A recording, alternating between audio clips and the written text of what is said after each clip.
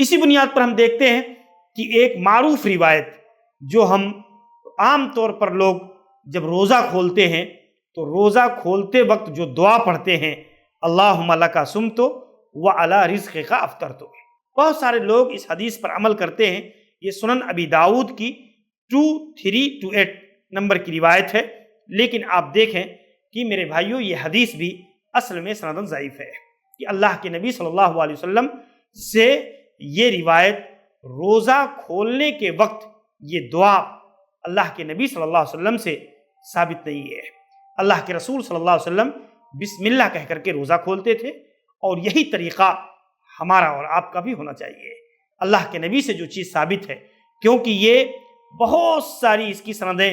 اور بہت سارے الفاظ کی تبدیلی کے ساتھ، کئی سندوں کے ساتھ یہ روایت مروی ہے، لیکن اس کی ساری سندوں کو امام ابن حجر عسقلانی رحمہ اللہ نے تلخیص الحبیر کے اندر جو ہے اس کی ضعیف قرار دیا۔ ایسے ہی آپ دیکھیں علامہ شوکانی رحمہ اللہ نے نیل الاوتار کے اندر اس کی کئی سندوں کو ذکر کر کے ضعیف قرار دیا۔ ایسے ہی شیخ البانی رحمہ اللہ نے ارواء الغلیل کے اندر اس حدیث کو حدیث ضعیف کہا ہے۔ تو بہرحال اگر یہ دعا ضعیف سند سے منقول ہوئی ہے تو ہمیں جو چیز صحیح طور پر ثابت ہے اسے اختیار کرنے کی کوشش کرنی چاہیے۔ میرے بھائیوں، ہمیں اور آپ کو یہ بات جاننا اور سمجھنا چاہیے کہ احادیث کی صحت اور ضعف کے معاملے میں کسی شخص کا، کسی قبیلے کا، کسی جو ہے آدمی کی کتاب کا یہ حوالہ اور اس کا عمل،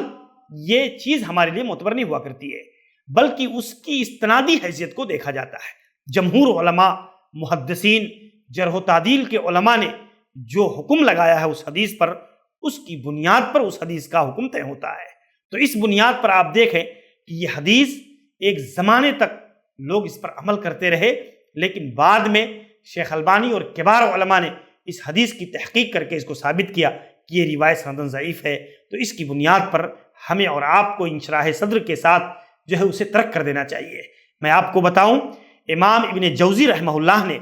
ایک بات ذکر کی ہے کہ میں ایک وظیفے پر، ایک عمل، ایک دعا پر 30 سال تک میں اس دعا کو پڑھتا رہا، اس وظیفے پر عمل کرتا رہا، لیکن آپ دیکھیں کہتے میرے ایک شاگرد نے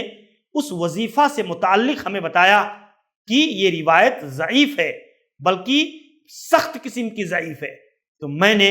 اس روایت کی تحقیق کیا تو مجھے معلوم ہوا کہ واقعی اس روایت کی سند صحیح نہیں ہے۔ تو کہتے 30 سال تک جس عمل پر میں نے مواظبت برتی اور اس عمل کو میں نے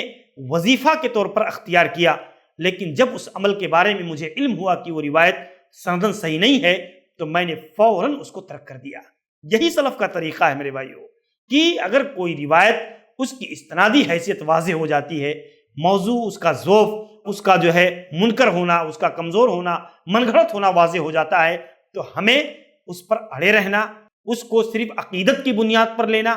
اس کو محض اس لیے لینا کہ ہمارے بڑوں نے کہا ہے، یہ چیز درست نہیں ہے، بلکہ ہمیں انشراح صدر کے ساتھ اس بات کو تسلیم کرنا چاہیے کہ یہ روایت ضعیف ہے۔ تو ضعیف حدیث یہ اصل میں دین کا حصہ نہیں ہوا کرتی ہے۔ جو حدیث سخت ضعیف ہے وہ اصل میں کسی شخص کی گڑھی ہوئی روایت ہے۔ Oh Ramadan, oh Ramadan, Ramadan, Ramadan.